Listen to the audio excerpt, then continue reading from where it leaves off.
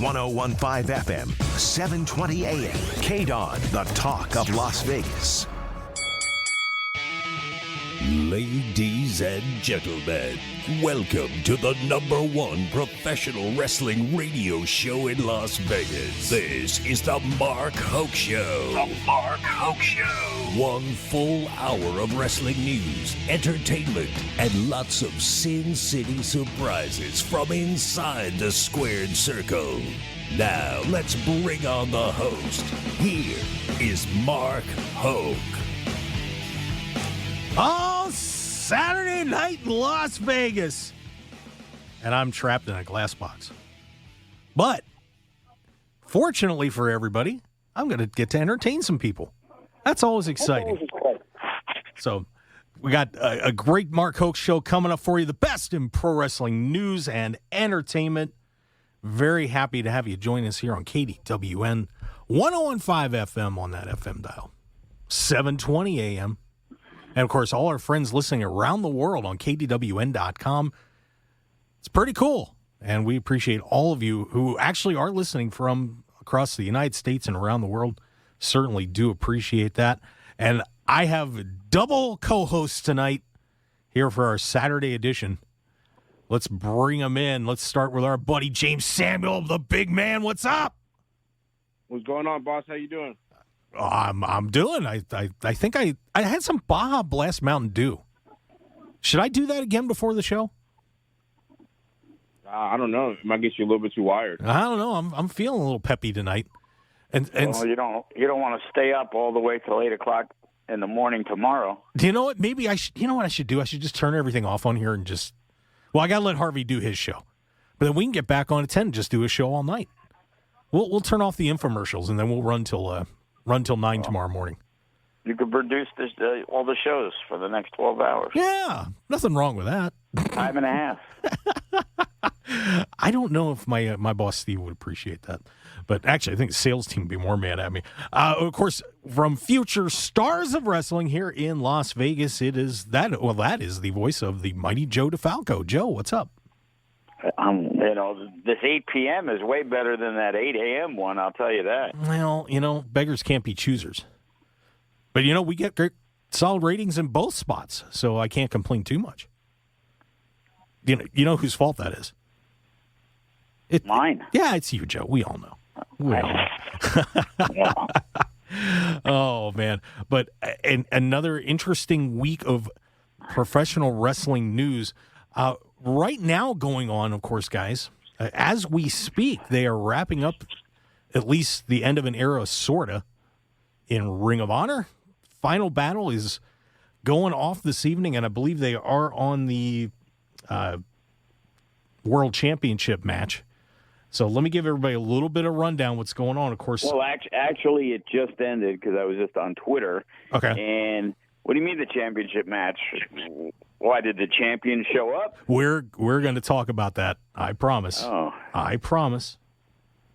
Here's what's been going on. Of course, if you don't know, Ring of Honor for 20 years, a breeding ground for amazing talent. WWE might not have had a roster if it wasn't for Ring of Honor. They're the original future stars of wrestling. Yeah, there you go. And just some notable matches tonight. The 6-man tag championship changed hands as Vincent Bateman and Dutch beat Moses Khan and O'Shea Edwards to become the new champions on that. And Vincent's a guy that I really like, so good for him, at least for now, wrapping that up with Man, I can't wait to see who he's going to defend it against. Yeah. Well, Joe, you're just jumping the gun on me tonight. You gotta hold that sarcasm for just 2 minutes. What do you mean? What sarcasm? I don't understand. Oh my gosh! Rhett Titus wins the 4-way for the World Television title, taking the belt off Dalton Castle. Also, Silas Young and Joe Hendry in that match. Rhett gets the pin on Silas Young to win the title. I'll tell you what, that was some run Dalton Castle had as the TV champ. Yeah, that didn't take long, did it? And then the other title that, at least so far, has changed hands. No surprise here, the Briscoes are now 12-time Ring of Honor World Tag Team Champions, knocking off Matt Taven and Mike Bennett to win the belts. Another notable appearance tonight, by the way. For those that don't know his name, Adam Shear, that would be Braun Strowman. Popped in and did some decimation tonight. So Braun Strowman showing up on, at least for the moment, the last Ring of Honor card until April. Well, he's preparing himself for his possible FSW debut because, he had a little Twitter back and forth with Hammerstone. So we've been talking a little bit. Ooh, man, can we have a weightlifting contest? We probably could. Brian Cage would want to be in on that. Oh, God, that would be funny as hell. But anyway, so that's what's going on tonight. Of course, there's one more match. And, boy, you got to say that, they've been doing some good tributes. AEW, very kind to let a lot of the former Ring of Honor alumni at least do some video packages and come in and help out a little bit. But yeah, it was nice to see Tony Khan give himself the rub talking about it all weekend. Yes, he was. That is very true. He was doing I'm going to help these guys out. I'm going to do them this big favor. Yeah, he did do that. He did give him Jay Lethal, so, you got to give them kudos. They didn't have to. But, it seems like they're the company that would do that. And I've seen it in the past. It was kind of like when WWE did it with Christian that time when he was going to get inducted into the Hall of Fame. They were cool with it. Yep. So I guess you said that match is just wrapped up, but Jonathan Gresham was wrestling Jay Lethal, and they called it the original Ring of Honor World Championship. They brought out the old belt because the main event got devastated when the current world champion Bandito got COVID and was unable to attend. Gresham, without question, was going to go over tonight and win that title, but he could not attend. Or Bandito didn't want to lose the title and then said, I got COVID, I can't make it. Yeah, well, who knows what happened there, but of course they a lot of things that I read was they were worried Bandito is going to be headed elsewhere. They didn't want to mess with it, so they were going to switch the title tonight. Who won the match, Joe? I'm pretty certain it was Gresham because somebody was complaining about how if EC3 didn't ramble for 10 minutes, they would have had a nice bigger celebration for Gresham because that was kind of like what you expected the whole thing was going to be to, solidify Gresham as the man. He came out a couple weeks ago that regardless of what happens with ROH, he's there for forever and this and that and the other thing. So even if they came back, like he basically said that he was, not going anywhere in terms of leaving Ring of Honor.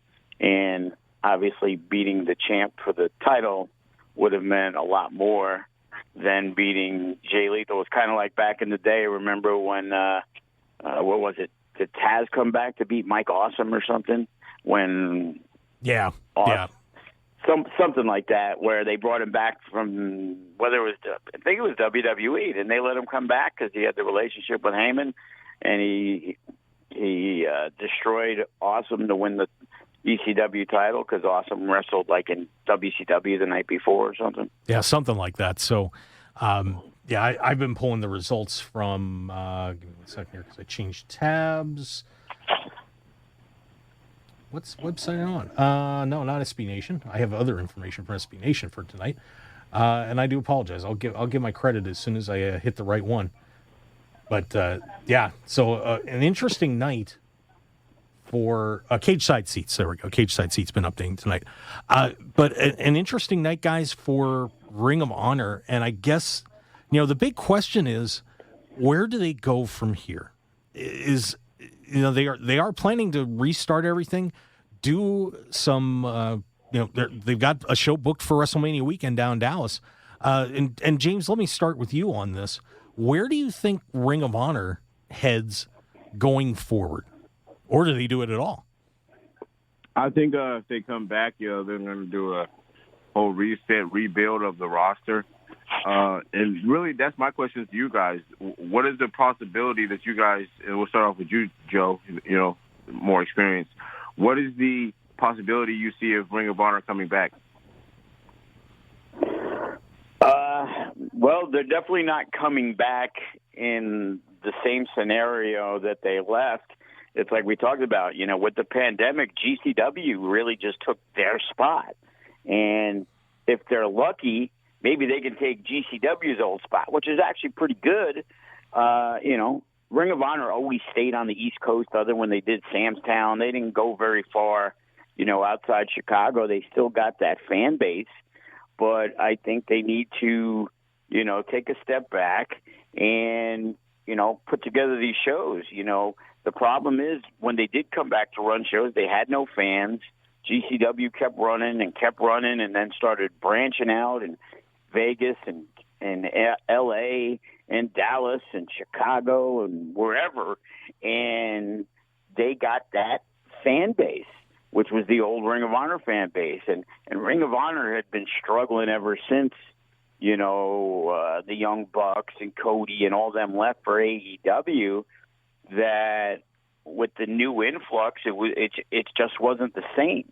And, with their ownership of Sinclair, whether they made money or not, it's like it's the running joke in the wrestling business. How much money was TNA and Impact losing? How much are they still losing? Like, they're funded by these billionaires, and same thing with AEW. We haven't heard anything about them making money, but they're paying well. Guys are getting great jobs, out of the situation.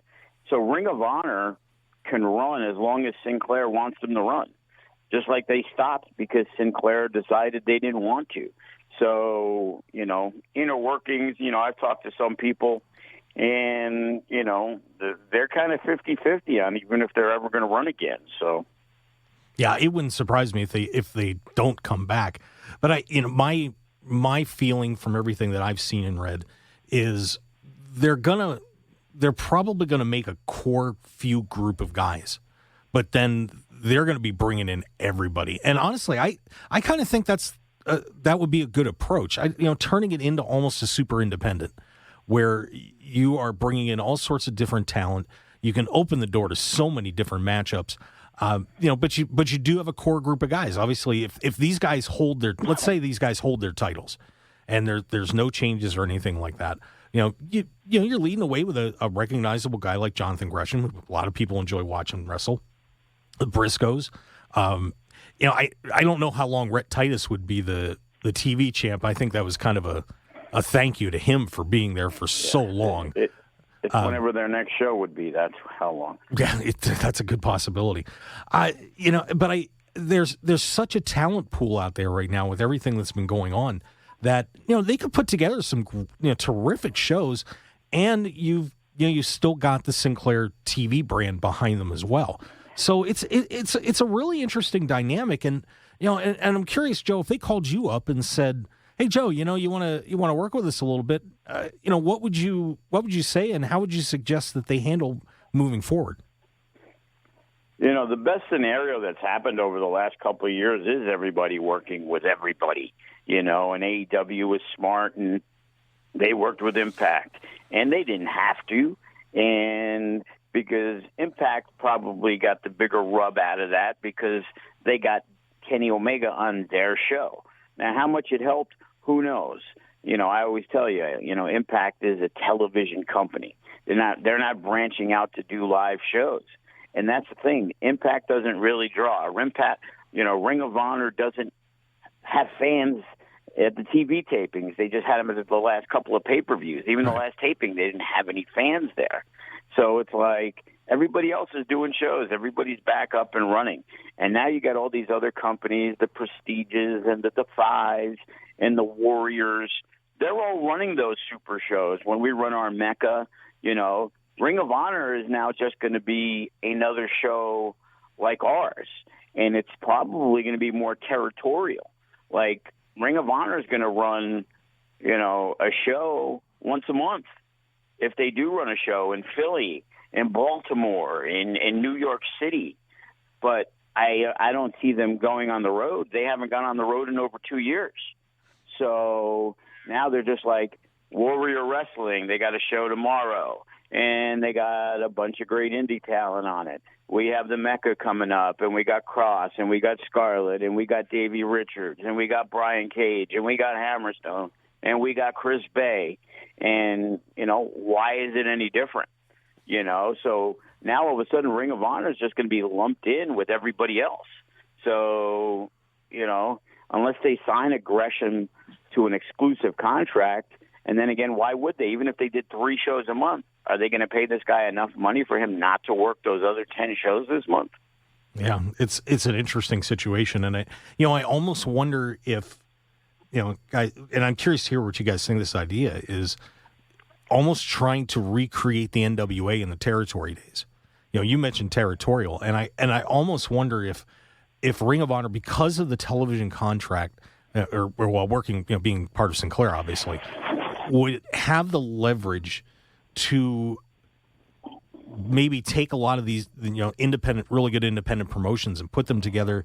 Maybe have their own world champion that world champions that travel, and and put all of you guys like your promotion, Joe, and Reality of Wrestling and other ones on Sinclair, and kind of have team everybody up, and then have a few super cards with all the independents who will be working together. I almost wonder if that's something that they, is that something that would be possible to pull off? Dave Marquez is trying to do that with the United Wrestling Network, and the problem is, we've talked and we kind of came to agreements on things, and things didn't work out. It's like they can't just benefit him; they have to benefit both parties. Right. And we had issues because it wasn't really benefiting us. So now they've gone out and they used some of our guys on the United Wrestling Network. We were going to do some stuff together, and then all of a sudden that kind of fell through, and now they had their tournament, and it was like, okay, well, if there's FSW and West Coast Pro and these other companies, and you're going to have a tournament, why is Hammerstone not representing FSW if you're looking for the champion? And, Chris Dickinson, who's awesome, he's the United Wrestling Network champion. And that's great. But it's like, if we're part of this group, and, they used Lacey Ryan and they used a bunch of our people on, on that United Wrestling when they were doing the weekly pay-per-view, when they did the stuff with the NWA, it's like, well, isn't that how it should be? FSW has a representative. We're going to do an 8-man tournament, and it's going to be FSW's champ, and it's going to be West Coast Pro's champ, and it's going to be this guy's champ, and now we're going to have 8 guys battle it out. You looked at the 8 guys, and it was like, okay, well, 5 of them have absolutely no shot of winning, and if they did win, it's not really going to be helpful for people to get behind this company. And, there's a lot of egos. Mm-hmm. I don't have an ego. I worked with GCW, and we had GCW versus FSW. And I thought we were going to do more of a joint show, but Brett and GCW basically let me put the entire show together. And we did 8 matches, and it was, us, or 9 matches, and it was tied. And GCW won when Nick Gage and AJ Gray won the last match. Like, I didn't book our guys to win because it was at my show and it was at my arena. It's like, I'm trying to do what's best for business. Right. I know that GCW is giving FSW the rub. I'm not looking around acting like we're on an equal level. We do very well, but I'm also not delusional. And, a lot of times these other companies think they're bigger than they are. And then that's when it becomes a problem, and it becomes difficult. James, what do you think about that idea? Do you think that maybe trying to do something to recreate the old NWA territory days could possibly work? I think that's the way, for the other little promotions to get, some traction, and really I don't see what's wrong with that, actually, to go back to those days and have it, a little bit more competition based, try to bring, the recruiting back to, the wrestling industry. So I don't really see nothing wrong with that too much. Yeah, it would be a matter of politics. And Joe, obviously, the more you put people, the more people you put in a room, the harder it is to come to a consensus. That's for sure. And Where Ring of Honor is going to end up from here, boy, it is anybody's guess. But I think I'm going to drop an email to Joe Kopp after this is over and say hi and see what they're thinking. So it'll be. Man, hire me as a scout. Man, they'll come back. Don't worry about it. There you go. And of course, this is the Mark Hoke Show on KDWN 101.5 FM, 720 AM. We're talking pro wrestling. That's what we do. Joe DeFalco and James Samuel, along with myself, Mark Hoke, and because we got about 4 minutes here, so I don't want to get too much into Jeff Hardy yet, but we'll tease that. We're gonna talk about what happened with the man from Cameron, North Carolina, in a little bit, but I do want to get a little bit into War Games and what happened in there and what's going to happen with Johnny Gargano and Kyle O'Reilly. Of course, O'Reilly was flashing Undisputed Era signs in the ring in his match and then got clobbered on his last NXT broadcast, and Johnny Gargano did too. But he got to at least talk. Guys, if you saw War Games, what did you think of it? And what is the future for Johnny Gargano and Kyle O'Reilly? And James, I'll give you the first shot at it. Well, I would say, I haven't watched 1 second of NXT since they put those colors up. But, yeah, I haven't seen a larger drop off in quality to me from the NXT 1 to this 2.0. It's just horrendous, in my opinion. Wow. What do you think? Joe? You want to respond to that?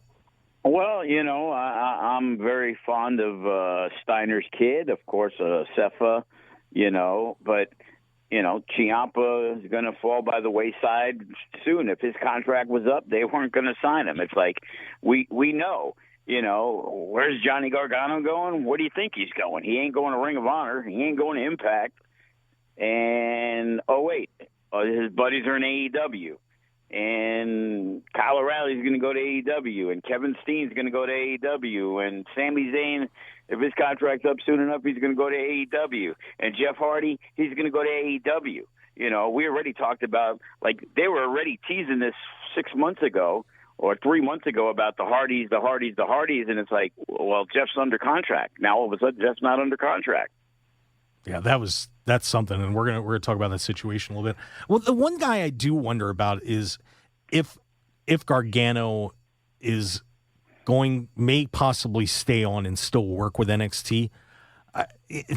I think there's a possibility of that, just the way things went down there on that last show. I can't see WWE giving him a platform like they did, and then have him get attacked at the end of it without it possibly going somewhere. Now he's not under contract, and of course he's getting ready to have a baby soon, so I'm sure he wants the time off. But I think there is a possibility Gargano comes back as maybe a part-timer or working behind the scenes with NXT with everything that's happening with him. I can see that, but I can see that in 4 years. I don't see that in 6 months just because his wife's there. It's like, he is right now in a prime position to sign a 2 or 3 year deal where he's going to make really good money because AEW is paying really good money to everybody they sign. So, how much was Gargano really making? It was NXT, so he might have had a great NXT contract, but it would probably have been a low-end contract if he was getting paid WWE money. You know what I mean? Right. It's totally different. Yeah, and I'm not going to be surprised to see Johnny end up on AEW. They do have a lot of guys like Johnny on there, so I'm not sure where he's going to fit in, but we'll find out. All right, we're going to get ready to head to break here in just a second, but we want to remind everybody you can download the podcast at markhokeshow.podbean.com and all your favorite podcast outlets. Follow us on Facebook at the Mark Hoke Show, on Twitter at Mark Hoke Show. And we're going to take a break, and we come back. We're going to tell you, in case you missed it, what happened with Jeff Hardy. Oh, my goodness. It's another Hardy controversy and much more. So stick around, everybody, and we will be right back on the Mark Hoke Show in just a little bit. Stick around.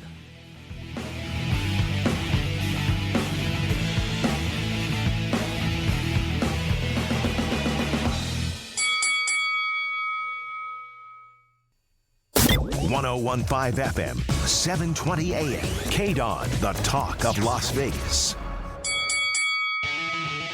This is the Mark Hoke Show. The Mark Hoke Show. Here again, your host, Mark Hoke. All right, and we are back on the Mark Hoke Show, the number one professional wrestling show here in Las Vegas, working on the world. We're getting there. And, of course, I am joined by James Samuel and future stars of wrestling overlord, King Master Joe DeFalco. Guys, we had Davey Richards yesterday. He is awesome. Yeah, I love to meet Davey. You got to get Davey on the show for me.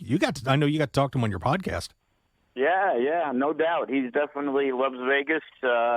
Him and Jacob Austin Young had an amazing match, and it's the first time I've seen Davey live. You know what I mean? And it was just like, wow. It's just like, even at the seminar, where unfortunately nowhere near enough of the students took advantage, especially the tag teams that we have. Like, if you can't learn from Davey Richards, guys jeez. are obviously you're not wanting to really do this, you know. And I always say there's people that just want to say they're wrestlers when they're really not, and it's pretty disappointing. Trey Miguel and Matt Vandergriff was excellent. The entire card, you know, was super. And Davey will be back in February. He's asking about March dates. He really wants to be here, you know, as often as possible. And, you know, it was great to have him. Yeah, the American Wolves, what a tag team.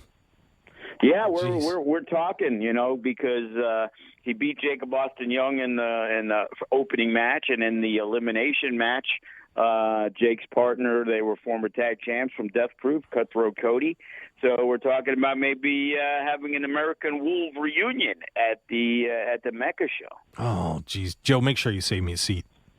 You know, that's it. Please. We are trying to load that one up as much as possible.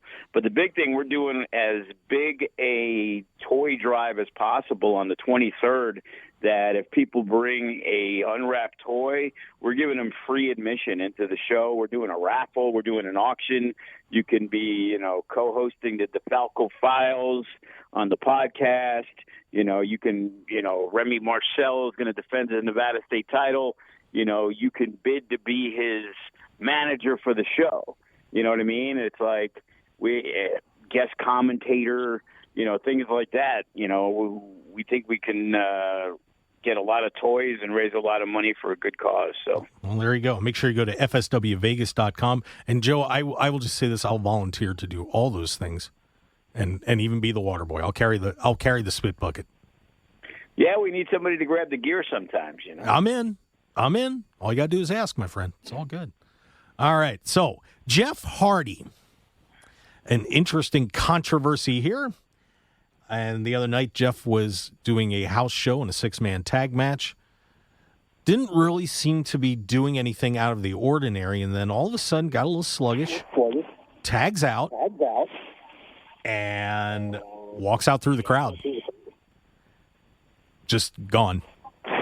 And they yank him from the next house show, ask him if he wants to do rehab, apparently, and he said no. And Jeff Hardy was released from WWE when it looked like he was actually headed for a pretty good push. And, you know, the sad part for me was I just watched that Broken Skull Sessions with Steve Austin and Jeff Hardy. And I was kind of getting excited to see Jeff make one more run, believe it or not. I've always liked the Hardy Boys. I was never a massive Hardy Boy fan, even though, you know, they're terrific, don't get me wrong. But just to see Jeff seeming like he had his life in order, now this happens. But I got to ask you guys a question. With them talking about doing a Hardy Boy reunion, is there any chance this was a work? James?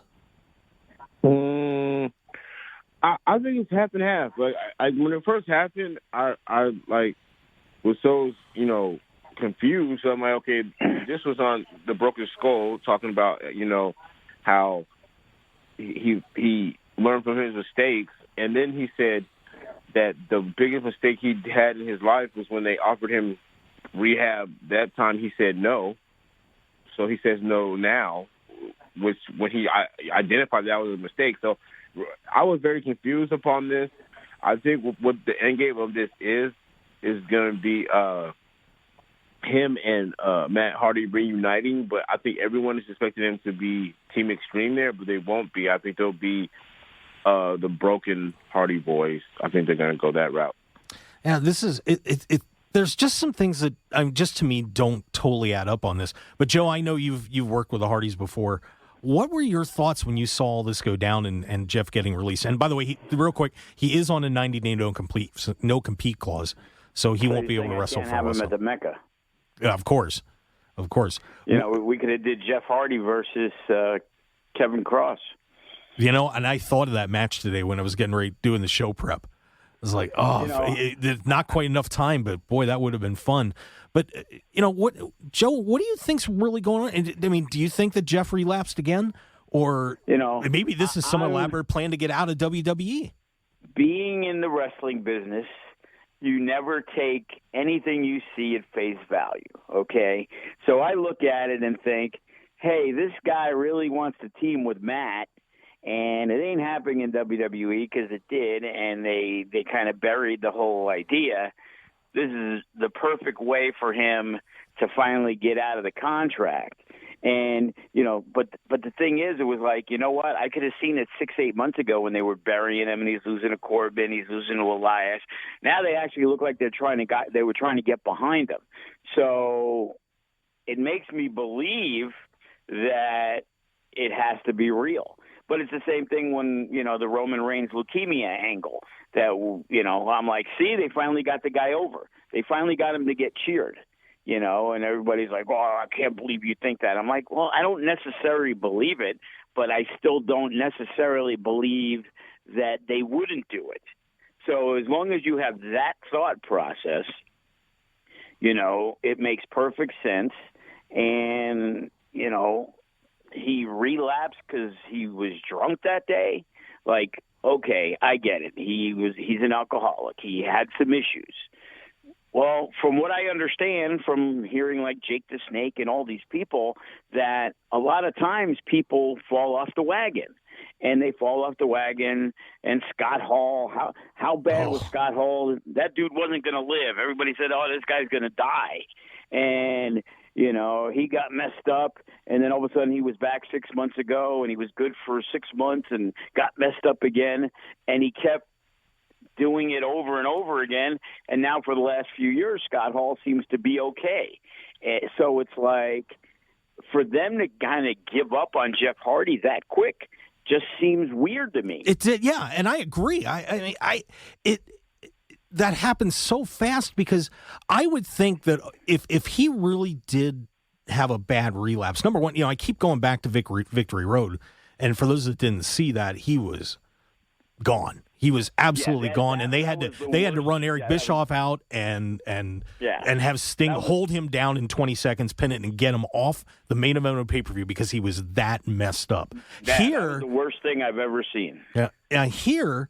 Apparently nobody noticed anything. Everything said it was fine. And Drew McIntyre even joked, hey, if you see our tag team partner, could you find him?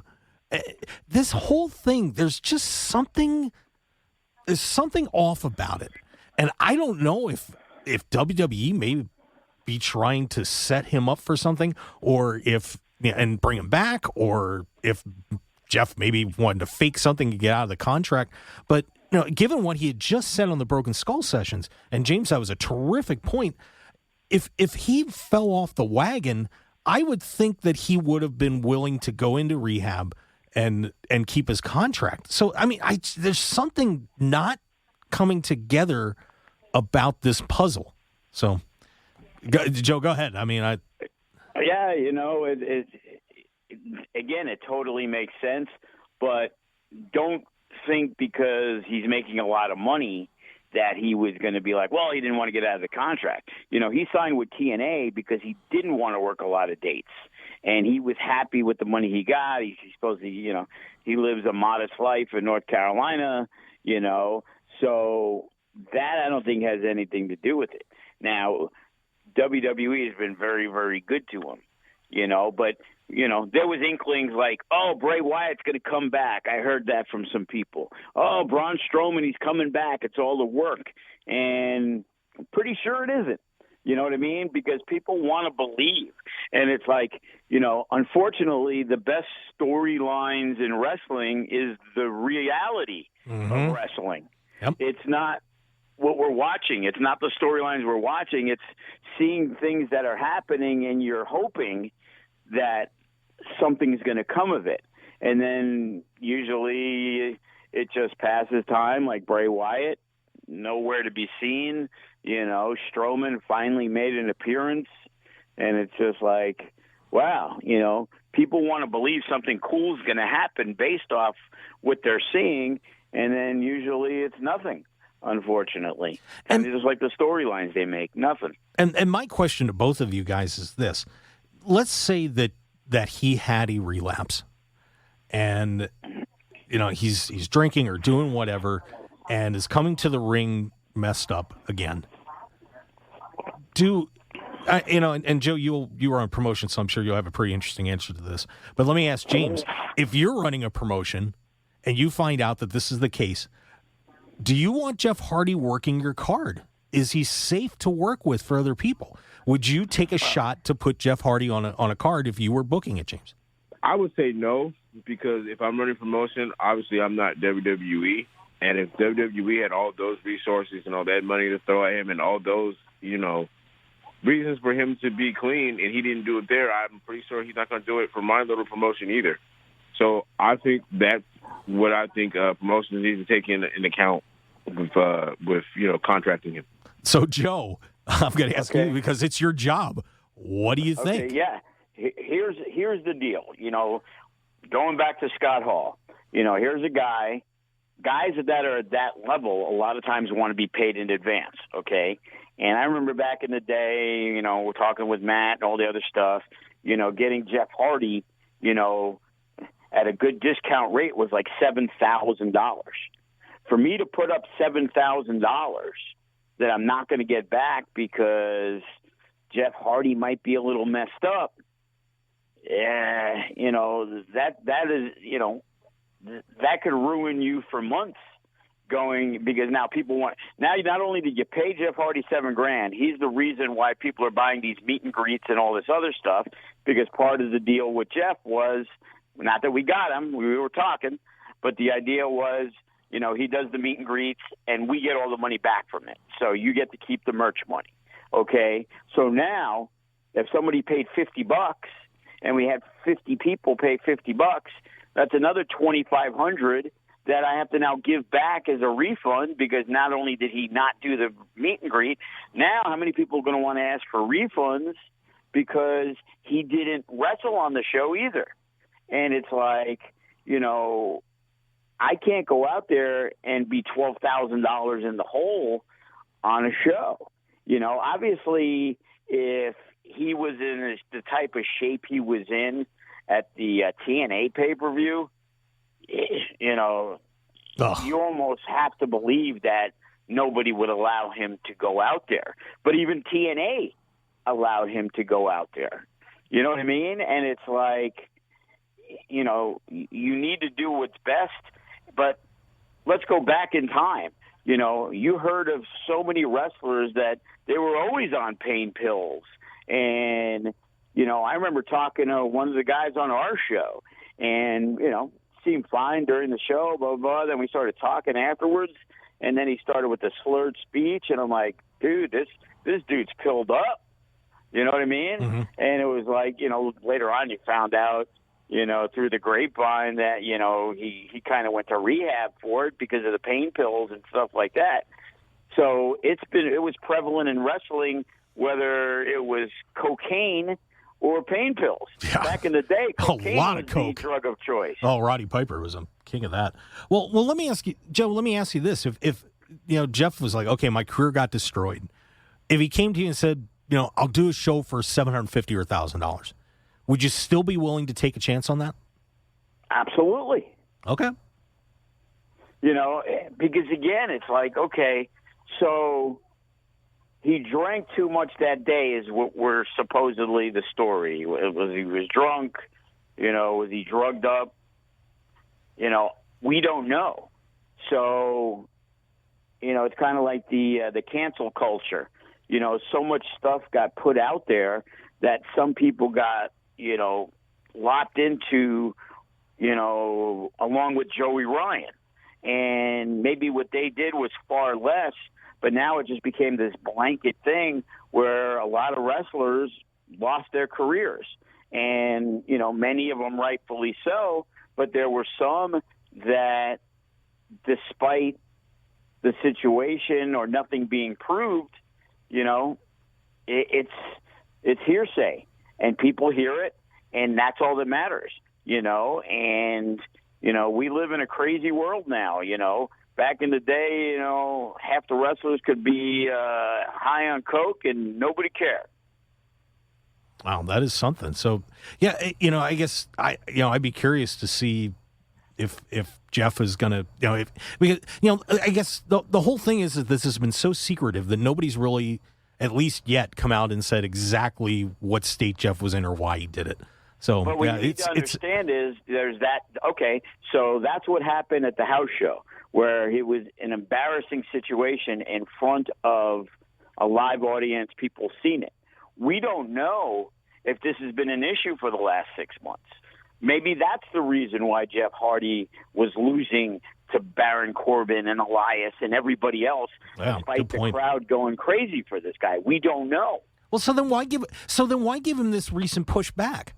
Why would you do that? If you were that worried about him, why would you? He was one of the last people, nearly the last people staying in Survivor Series. He's been winning. So if he's that much of a trouble, why are you even giving him anything like that?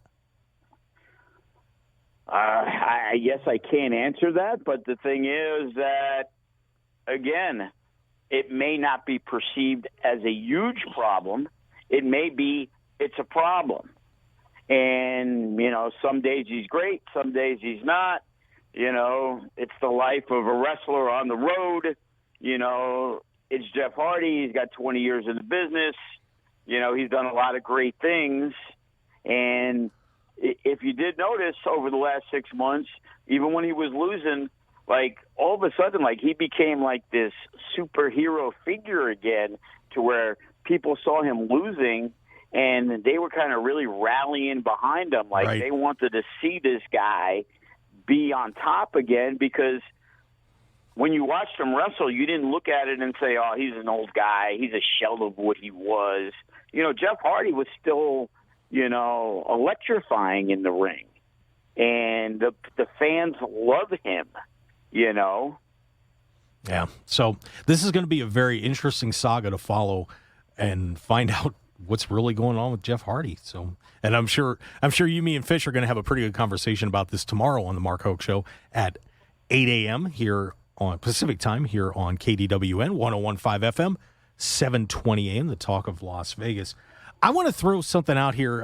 One thing I wanted to mention about War Games real quick, because we talked about people that aren't going to fit the profile of people that are going to be wrestling on NXT. Watching that tag team match with Imperium, and if you didn't see these guys, I mean, they're incredible. And of course, they're teamed with WALTER. You've got the main event coming up on that day one where you got Roman Reigns and Brock Lesnar, which seems like a really odd, out of place match. And we've been seeing some little bit of stuff about WALTER. We see how well Imperium performs. Is there, guys, do you think there's any chance that WALTER and Imperium is going to show up here leading up to WrestleMania, with the Royal Rumble coming up too? Because I got to tell you, Imperium looks great, and you put WALTER into this mix with Reigns and Brock Lesnar, man, you're going to sell some tickets. So, James, let me ask you about that first. Do we see Imperium and WALTER showing up here at all on the main roster? I think that WALTER is going to – I think how WWE has the pattern they've shown, I think that WALTER will be on a brand and Imperium will be on another. That doesn't make any sense, but I really feel that's what they're going to do. And I have a feeling that WALTER is going to be on Raw. I feel like they're really going to push him as to be the monster heel on Raw. Wow, that's an interesting concept. Joe, what do you think? I think it would make absolutely zero sense to have Walter involved with Reigns and Lesnar. You need to build the guy to be the monster first, because, you know, how many WWE fans are that up on NXT? Look at Cross. You know, when he first came up, you know, he dominated people, but his character without Scarlett and stuff like that was a work in progress on the main roster because he was not familiar to the majority of the fans. And Walter is not going to be familiar to the majority of WWE fans. If he comes out and lays out Brock Lesnar, it's like, who the hell is this guy? You know, and, you know, they need to go back to the old days when, you know, they bring in Earthquake and he demolishes people for 3 months of the jobbers, and then he goes through the mid-carders, and then all of a sudden he's wrestling Hogan for the title. But you got to give that 6-month build to try to get the character over. So that time between, let's just throw a scenario. Let's say he shows up in the Royal Rumble. That wouldn't be enough time between there and WrestleMania to set something up? You don't think? Is that too short? Not really. The end of January, you got 2 months. You know, I don't know. How long did it take them to really get behind Drew McIntyre? And, you know, Drew had all the inklings, and Drew's got a great personality, and he's in great shape, and he's got a great accent, and he can work. So, but it took them a long time to really say, okay, we're going to have Drew take out Brock Lesnar. And, you know, when it finally happened, people cared because when Drew finally got over, it wasn't like, the bottom line was, it was like he should have been over 3 months ago. So WWE never wants to, like, jump the gun. They don't want to make Drew McIntyre be put in the spot 3 months early. They'd rather be put in that spot 3 months late. Yep. All right. Well, it's interesting speculation there. One other thing that happened this week, and it actually didn't happen on SmackDown. There was a dark match after the SmackDown tapings, and this was pretty interesting to me. We had a four-way between Sasha Banks, Becky Lynch, Bianca Belair, and Charlotte on SmackDown.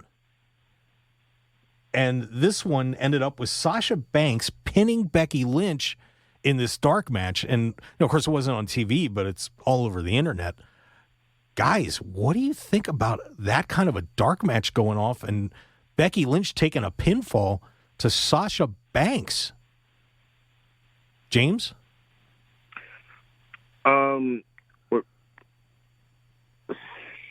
I think they're kind of foreshadowing Four Horsemen angle. You know what I mean? The Four Horsewomen. I'm sorry. So I think once Bayley comes back, I think they're going to really be pushing that, and I think they're going to try to have that match at WrestleMania, the four of them. Wow, you know, four-way. I can't remember if she's going to be back in time or not for that. That could be a SummerSlam match, but that's an interesting possibility. Joe, you put that match together on a dark match. The word gets out. What are you thinking when you hear that? Yeah, word always gets out now, and they always have these big-time matches a lot of times after the fact, and, you know, it kind of gets forgotten. You know, it's the hot thing for right after SmackDown, and 2 days later everybody's going to be talking about Monday Night Raw. And, again, because the way the storylines are written now, I beat you, you beat me, we have a tag match, there's never a finality in any feud in WWE unless the person leaves to go to AEW. They're just going from point A to point B to point C to point D, you know, and they're going on, and it was like, I guess they felt that was, you know, the best match to put on, you know, as a dark match because they're trying to sell tickets. They probably, you know, they obviously advertise those matches in the, you know, on local radio and TV or whatever, you know, hoping it gets people because, you know, what we've seen recently is they're not selling a lot of tickets, period. Yeah, they got outsold at the USB Center up in Long Island by AEW by a lot. It was 3 or 4. I think it was about 3,500 tickets somewhere in there. So, yeah, I think you definitely have a point there. One more thing coming up. We've got about a minute and a half to go. Winter is coming on AEW, the big show coming up this week on Wednesday night on Dynamite. And the showdown is about to happen. Hangman Adam Page and Bryan Danielson for the AEW World Championship. Guys, who is walking out with the AEW World title? James. Oh, ratings are down. They got to put it on Danielson. I told you, Adam Page, they wanted to push him, but there's way more stars on that roster than Adam Page. James? I think Page, only because they did a year-long angle to get him the belt. I do agree with Joe. The ratings are down, but I don't think they're gonna pull the plugs that quickly. Yeah, this is an intriguing, because I know we talked a little bit on Sunday last week about how we've almost got a mini elimination tournament with Page and Danielson and MJF and CM Punk.